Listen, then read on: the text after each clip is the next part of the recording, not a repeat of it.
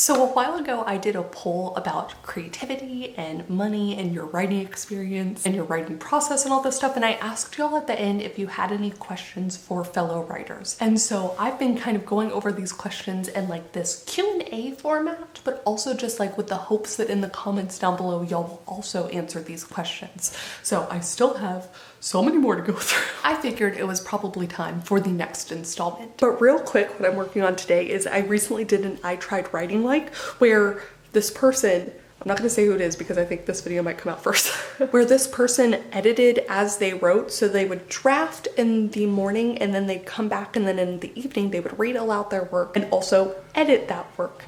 So I'm trying something new, and we're gonna see how it goes. I don't usually edit as I go, but I figured I would continue since I did not finish that chapter from yesterday. So my plan is to answer these questions throughout the day as I'm working, and I wanted to start off with this one because it's a question I hadn't even thought of. I'm excited to hear the answers. Plus, it's like an easier question in that it doesn't get into like the nitty-gritty or like the emotional feelings of some stuff. So we're gonna start out light. But the person asked, when you're imagining your scenes, do you see them in animation like me, or do you see them in like live action? And so first off, I do have a friend who, I can't remember what the term is, but she can't visually imagine anything. She imagines stuff in words. For me, when I'm reading, I imagine them in like live action, and it is, I know a book is good when I've fully fallen in and I can't tell that I'm even reading pages anymore. I just see the movie in front of me, right? But for me, when I'm writing, I don't see it in animation. I have never even thought about that being a possibility, which is why I'm so excited for these answers. I would say I see it in live action, but it's also almost dreamlike when it starts out, you know, where I can't actually make any distinguishing features on faces or anything like that, or road signs or anything other than just kind of knowing it is what it is. Not until I really sort of try and focus in on that scene. Like big picture, as I'm imagining it, like as I'm outlining, or as I'm trying to get the plot down, it's almost like I'm seeing it in black and white and without sound. Like I'm just kind of visually seeing what's going to happen next, a visual timeline. But then as I dive in and I kind of key in on certain conversations or very specific scenes, it's now in color. I can hear the specific timbre and voices, and yeah, like that. So comment down below, let me know if you imagine scenes in animation. Let me know if you, like my friend, can't imagine scenes at all visually, like there's not a picture in your head, or let me know if you're like me. Yeah. But I am on, let's see, tools, word count. I've covered 1,084 edited words, though you can see I still have some things in red here where I need to fill in some jokes or movie references. I have 2,531 words left in this chapter to edit through. Shockingly, I really liked doing the editing last night after I had drafted it. So the reason, and I'll talk about this in that video, but the reason I don't usually do that is because I'm not sure if these scenes are going to be included later, but this is the opening scene. So, and openings are where I'm usually the strongest. So I know this scene will be in here. This is how the story really should open, kind of thing. Okay, for the next question, I need a prop. Were you waiting for me? Hi, wiggle butt.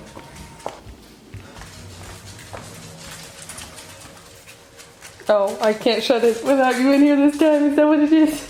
Would you like to come in too, baby girl? Come on. The next question asks, what is the method I've found to overcome, we'll go with green, crippling perfectionism or procrastination? And I did that task tracking versus time tracking experiment, and I learned some lessons from that. But really what I do is now, instead of having A tasks and B tasks, I only put the most important task for each of my items. So for instance, my most important YouTube thing today is filming the Q&A. I'm going to have the Twitch stream for my streaming stuff. I have the chapter 1 edits I'm working on now. I have Meridian maps for the Kate Kavanaugh stuff, and then a romance reorder for the romance pen name stuff. So 3 writing activities, 2 of the like YouTube streaming whatever activities, and then I have put nothing in the B category because in theory, what I've been trying to stick to is only moving to B once I've finished all of this. And then I've blocked off the stream and chatting with a friend, so ta-da! Oh, woo woo. For me, this helps with my procrastination problem because there should be, in theory, 4 or 5 things on the list each day, but that's also an amount that feels achievable. Oftentimes for my perfectionism, it's associated with getting overwhelmed. So wanting everything to be done the best it can be, but then being like, there's too many things. And rather than correcting that mindset and being able to work on each thing as much as I can, I just kind of like, internally, this is how I feel. I'm retreating and like going into myself, right? So 1 thing per pen name that I have to do, 1 thing per like YouTube or stream that I have to do, and that helps me a lot. I also still use the old bullet journal method where I just like move something over to the next day if it doesn't get done. And the key here is, because there's only 1 task per day, if I see that the 2 items have been moved, then those should be the first 2 items I try and get done that day. So there's still some amount of like responsibility to myself, but it's a lot more manageable when there's only 4 or 5 tasks. And if somehow I'm crushing it that day, I can move on to something else. I can do the B ones, and then but I don't fill the B ones in until I've done the others.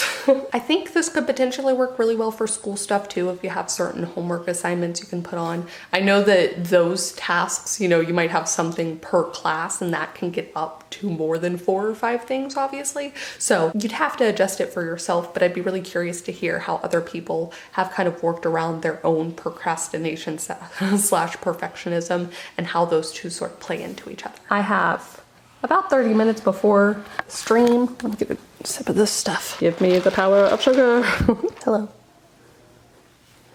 Did you not like being left out of the room? Did you not like being left out of the room? Oh, oh, yeah. Yeah, you're such a good puppy, yes you are. Oh, did I stop? Yes, I know. Oh, I love you so much.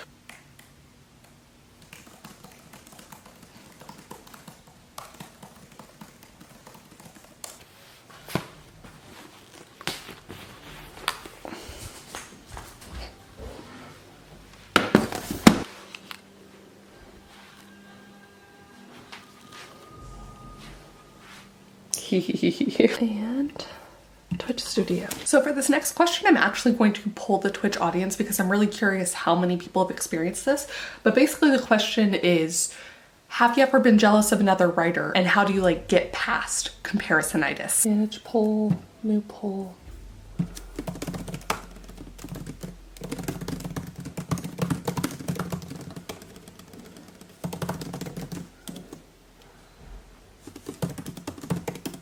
So I'm gonna keep it really simple, but we'll probably have this as like a topic of conversation.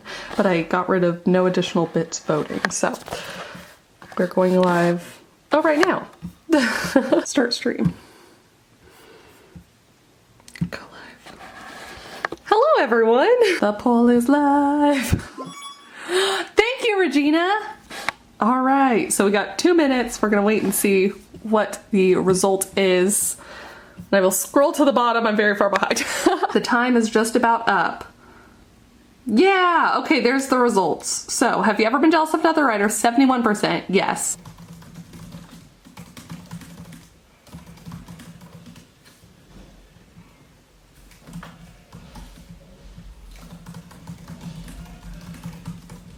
We are in the middle of a sprint, but I got a lot of really good answers about the jealousy. Let me see if I can scroll up. Before the sprint, where someone's jealous of very productive authors, jealous of quality. We have jealousy of prose, authors that have time to work on stuff, jealous of particular skills, jealous of like social media followings and stuff, and then all the high blogs. Basically, you're not alone. I have definitely experienced it at different points too. I was talking about how I'm currently reading Terry Pratchett, and what he's able to do is just so amazing.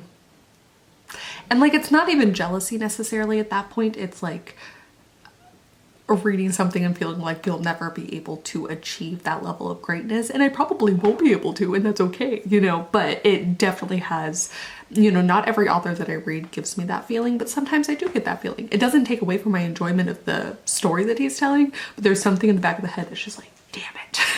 The really tricky thing, I think, is how every step of the writing journey has this new place that you're comparing yourself. So when you're unagented, if you want to do the traditional publishing route, when you're unagented, it's like you know, I kind of am jealous of the people who have agents. I'm working hard too, and you know, whatever. And then once you're agented, you're out on sub and you're like, I'm seeing my friends' books being picked up by publishers and mine's, you know, being passed over. And that can be hard. And then now that your book has been picked up, you're very excited, but then, you know, other people have gotten much better deals than you have, and like you're at book festivals and you can visibly see the line that other people have lined up to meet them. And it's just a creative field where I think we have to face that more head on than other fields. Then there's this social media aspect where we're all seeing these numbers now. AuthorTube's a part of that too, where you can visibly see how many subscribers or how many, you know, views a video has or how many likes they have or whatever. And that can be really hard. I know Art Instagram has some of that going on too. It's a tough one. It's a tough one. Then from the indie publishing side, you know, you might be jealous because someone has more money than you do to be able to afford better cover designs or things like that, or put money into ads. And that can be such a huge part of how many books they're able to sell. And that can be really tough.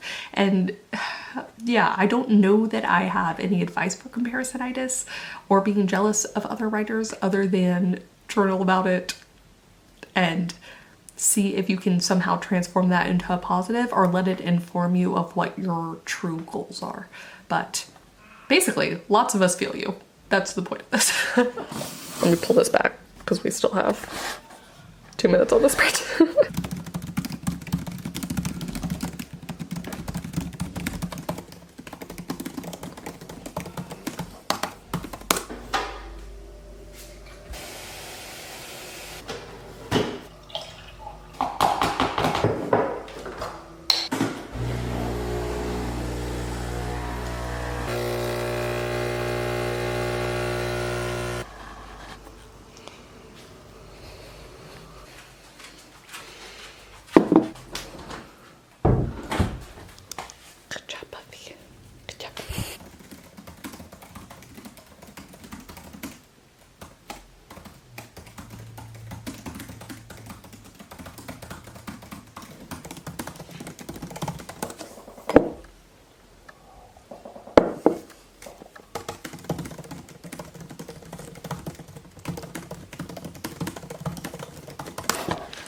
Okay, we are on our final sprint of the stream, and let's see, I just finished this chapter, editing it at 3,117 words.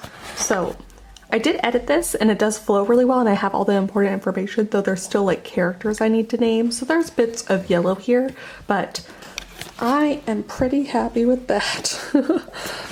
I was telling them how I've started putting Leroy Jenkins as the character name before I fill it in. Also, because this story is written in first person point of view, I was talking to the chat about how the worst part is I sometimes don't put what the character's actual name is early on enough, because it's told from you know, I did this, I did that, and my character's alone right now, and they're also like kind of obscuring who they are. So thankfully I have a scene at the end of the first chapter where she's talking with her mom and her mom calls her by her first name, but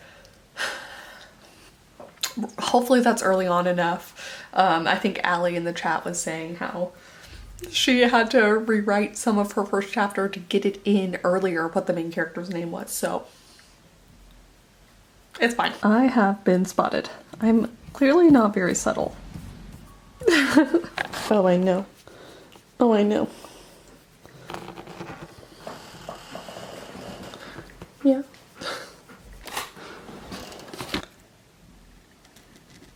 Chapter 1 edit's done. Woo. And I'll be done with the Twitch stream soon too. Woo! Got you in there, bookish obsession. Zelda just freaking launched herself, but that is the end of the stream, so now I know Zelda. I can X out of that. Hooray! Boom! Boom! How do you get down, baby girl? Good job! And now, Twitch stream. Done.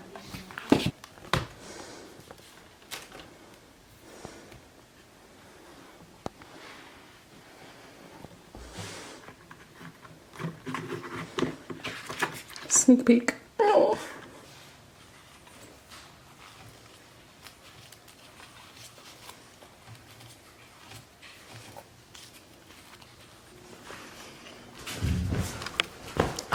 Today is a mostly work from bed kind of day, but I figured I would answer this question next, which is, what's the secret to getting up and writing even when your mental health is at an all-time low?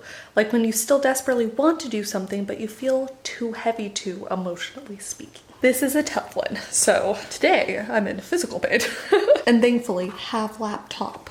Can work from anywhere. But I find trying to create something when my mental health is struggling is significantly harder, oftentimes, not always. But during these moments, that's my research time. So I'll try to refill the creative well by reading, and I'll maybe try and do that a little bit more analytically, or I'll try and read specifically within the genres that I'm attempting to write and kind of analyze the story structure a little bit more. I'll try to watch TV shows and movies and do like slight mental challenges of how would I change this, or if you change this, how would that change the rest of the plot? It's like stuff that I can do where I'm not having to think too hard, but still sort of research, hopefully making myself a better storyteller. I think a lot of that happens naturally for writers. Like we can never really turn that portion of our brain off, but when I can't really motivate myself to do anything else, this still makes me feel like I'm being productive. Besides, of course, all the usual typical advice of going easy on yourself. This is a semi-practical thing that helps me feel at least a little bit better, you know? I may not be able to create, but I can kind of study up. I'm now gonna switch over to some romance pen name work.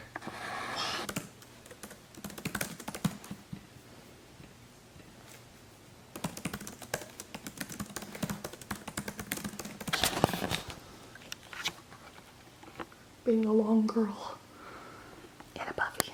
So we're gonna shift over a little bit and talk one question about money, which is, do you have any advice for finding places to publish your works and start generating a consistent stream of revenue? So if you're wanting to publish your own work, either your own fiction or your own like essays and stuff, I've only really used Medium, but I will show you all the stats. This is the past 30 days, and I have in total 4 stories. So you can kind of see the read ratio, the fans, all that stuff. And then if I go to Medium Partner Program, you can see I made nothing in April. A lot of the time I'll get something from like way back when, like March I got a whole 7 cents. But you can see what I've made across the 4 stories from the total time I've been part of the partner program. So it's just a couple dollars here and there. And I'm obviously not consistent with it. There's an entire section of YouTube that talks about, you know, Medium and kind of gaming the Medium system, or how often you should post on Medium and all that stuff. But that's the only website that I know of that posting like literally whatever you want can potentially find you money. I'm sure there are other places that have this sort of system set up, but Medium's the one that I know best. If you were able to drive traffic to your own website, you could also post whatever you wanted there, either fiction or nonfiction, and then get some ad revenue from that. And then of course there is the self-publishing if you had novels or whatever else. I feel like a lot of the other ways you can make money is not often through your own creative work. So it is this kind of interesting place. If you don't want to be writing other people's ideas or for a specific company, I don't know of a lot of other options, but I would be very curious to hear, for those who do publish their original fiction and nonfiction, where y'all publish that to and how you like where you're publishing, if there's any pitfalls. Yeah, depending on what you like to write, there's also places you could probably get away with, like Ko-Fi or Patreon. I feel like the markets I've heard of and seen are typically 18 plus content in terms of like commissions and the way that you think of an artist does character art. There are people who in theory do their own original work following a prompt that someone gives them. But again, I see that more in like an 18 plus category.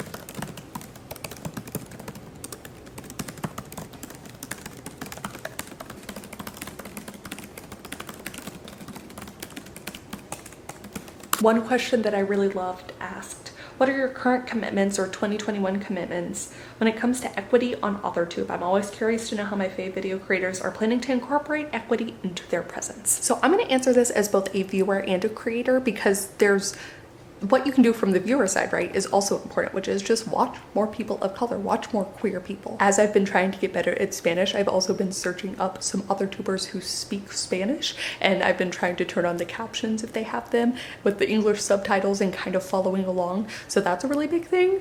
I think there's a pretty big German writing community. But as a creator, the things I've been trying to do is focus on who I'm inviting to be my live stream co-hosts and make that a more diverse space. In my most popular series, the I Tried Writing Like series, I try to choose authors that are diverse as well. And I just put up a poll on my community tab asking y'all how you would like me to incorporate shout outs to other channels. And the runaway response is to do one shout out per video going forward. And most of the comments were saying at the end of the video is really nice. So I think a lot of the things that I can do right now is lifting up smaller creators with backgrounds that are different from my own and recommending them to other people. But of course, if you have any other suggestions for how I could help increase equity in the AuthorTube community, I would love to know about it. I would love to try and incorporate that into this channel. This is one of those things where it doesn't take a lot of effort to do, you know? And hopefully it will have a really great benefit. So there's no reason not to do it. Uplifting others is the best thing. So stay tuned at the end for a shout out. Someone asked, what's a long-term writing goal that you've always wanted to achieve? I'm very excited to hear what y'all's answers are because I feel like long-term goals suggest something that you work toward. And like, you know, a bucket list item for me would be to have my books made into a TV show or something, but it doesn't really feel quite like a long-term goal. So I'm gonna answer it with that in mind. And I'm gonna say writing or publishing a story with each of my family members. My family really loves story. A lot of us really love to write. And I feel like together with each of them, I would come up with something really unique and different and would stretch me as a writer. And I think it would just be a really fun collaboration project. Obviously doing a story with each of them, like that's a lot of stories. So it's kind of like a lifetime goal.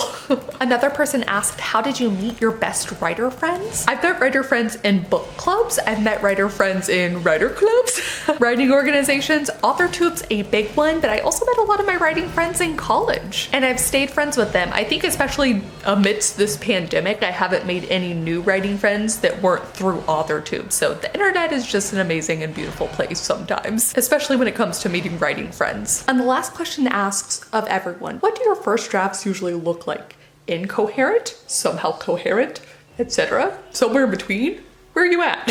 And this is my shameless self-plug. So in case you missed it, I did a collaboration project with Ara from Bentley House Minis where she created a miniature and I created the story from the miniature. And we kind of worked back and forth together to create this thing and I had so much fun with it. But along the way, I kept track of every single one of my drafts. So you can read my zero draft and all of its crappiness and haphazard skipping around.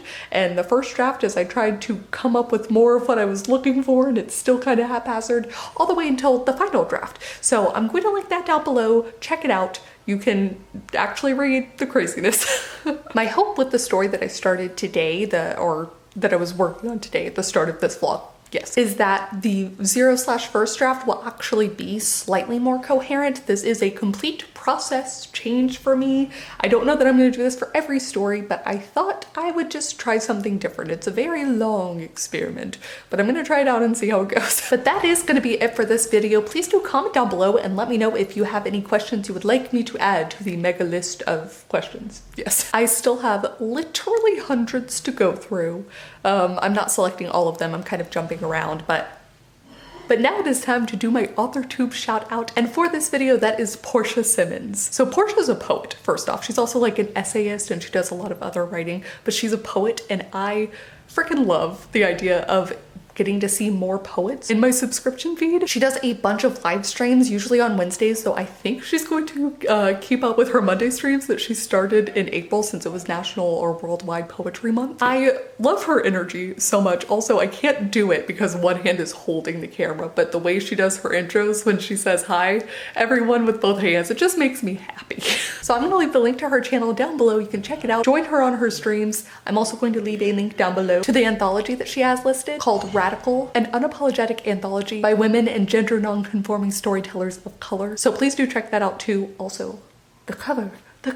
And thank you all so much for watching. I'm really excited to read your answers to these questions as well. And thank you especially to some of my new patrons this month. Rael Kent, Edith Holloway, Deborah Peterson, Anna with Always Right, Karen O'Regan, Gal Paladins, Brina Dent, Taylor Epperson, Belle Lyons, Amanda Green, Alex Adorno, QCK, Erica, Cute Trash Crow, Aaron Pistorius, Abby Crawford, Gavin Powers, Brecky L, Illumi Arts, Ash Gordon, and Brittany. And I'll see you all very soon with a new video. Bye. Ooh. God, this hair, what is it doing? Why? Why is it like this?